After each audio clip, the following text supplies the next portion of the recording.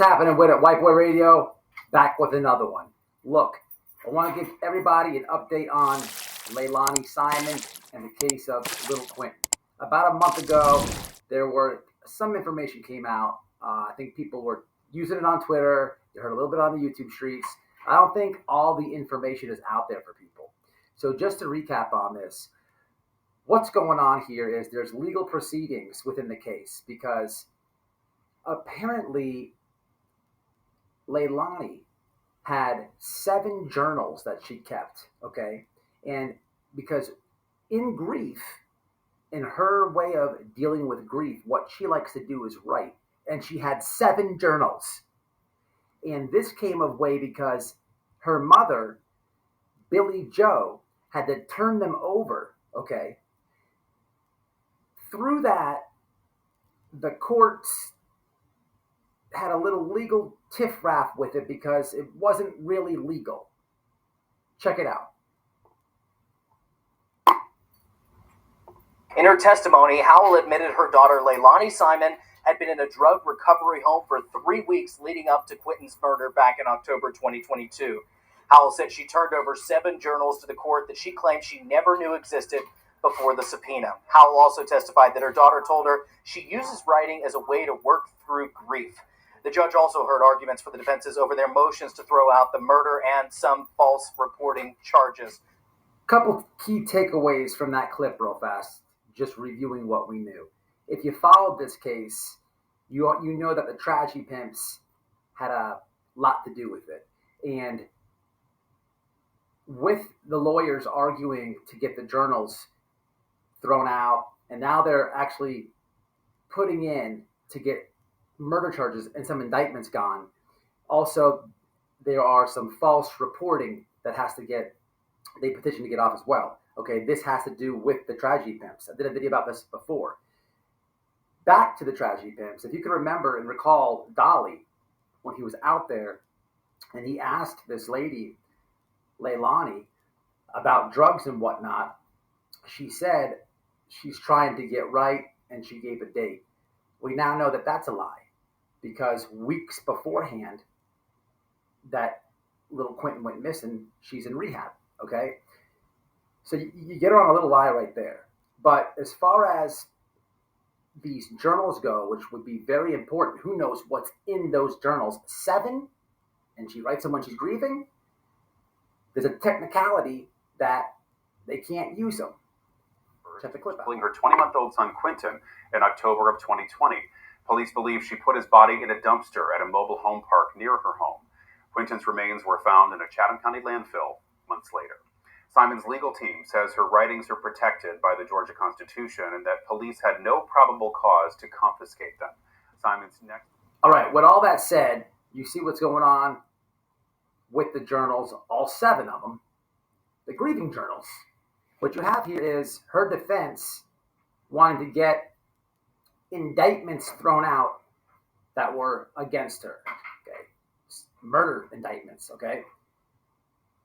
What you have here is the argument in court, and I guess I'll play the clip even though I didn't want to, is then the state coming back and saying, well, wait a minute. Let's remind everybody what a horrific crime scene this really was. And what they do is go through the timeline of how Bill Quentin was thrown in a trash can, put in a garbage truck, and then when at the landfill, they described how some of his tissue was over here, a bone over here, and they showed the graphic and horrific scene, timeline, thoughts, and a perfect picture for people to realize maybe why there's no way in hell they would accept the defense's motion to drop the indictments.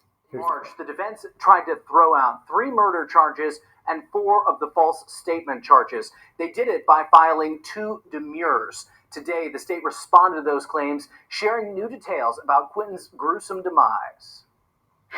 For the first time, we're learning more about the final moments of 20-month-old Quentin Simon's life. In the response to Leilani Simon's special demurrer, the state outlined what happened after Leilani allegedly threw Quentin's body into a trailer park dumpster.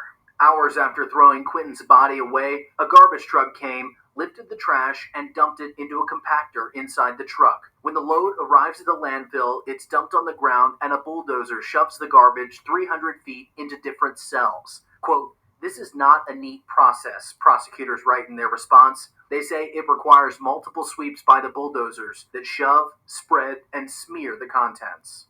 Once at the cell, prosecutors say Quentin's body was then compacted again by a 50-ton steamroller. Quote, "All of which is to say Quentin's body went through a lot. By the time the expert searchers found him, after looking for more than a month, his body had undergone severe trauma and decomposition. And it wasn't in just one place. Prosecutors say he was dispersed across the landfill. Quote, a bone here, a tissue there." The basis of Leilani's demurrer for the murder charges is that the state wasn't specific enough in their indictment. But the state argues that an indictment can only be as specific as the evidence. With his body in pieces, prosecutors admit no cause of death has been determined or likely ever will. So look, y'all, in conclusion, man, this is simple. This is not brand new news, but I think people talked about the indictments getting dropped and the little legal fight within it. We also had a bond hearing that Leilani tried to make bond or get her bond lower. All that's really irrelevant to this video. My point to this is the journals. The journals, out of her own admission, 7 journals that she would write, and this is how she dealt with grief. We all deal with grief differently, but she chose to admit the way that she deals with it is writing in journals, and they took 7. The mother sacrificed them up. There's a legal fight to get them out of the court. This is the point to the video. There's a whole story there. There's many different aspects of the case within those journals. You have her mom over there fighting with the babysitter, a viral video where the mom walked over there. That's got to be in the journal. You have details of when the boyfriend's leaving, people talking to the police. There's tragedy pimps outside the house. Everything, the guilt that she was dealing with, she had to be writing it. There's all types of stories here within those journals. There's so much stuff in those journals that tells what really, really happened. Unfiltered, unedited, without agenda. Within 7 journals that she wrote. But because this is the court system, and this is the way that it is, the way that the journals were obtained legally were against her constitutional rights. Even in America, you could be charged, indicted with murder. Everybody knows that you did it. You still have constitutional rights, and you got to go about it the right way. The point is, if those journals would be in open court, we would really know what happened to little Quentin Simon. Unfortunately, we will never know what happened to little Quentin Simon unless those things somehow get released. As of now, she did make a lower bond. The state said shenanigans with it's not happening, dropping indictments. So this case is still nowhere on the court. Most likely going to trial. But I want to catch everybody up. I deal a lot with Don and Candace.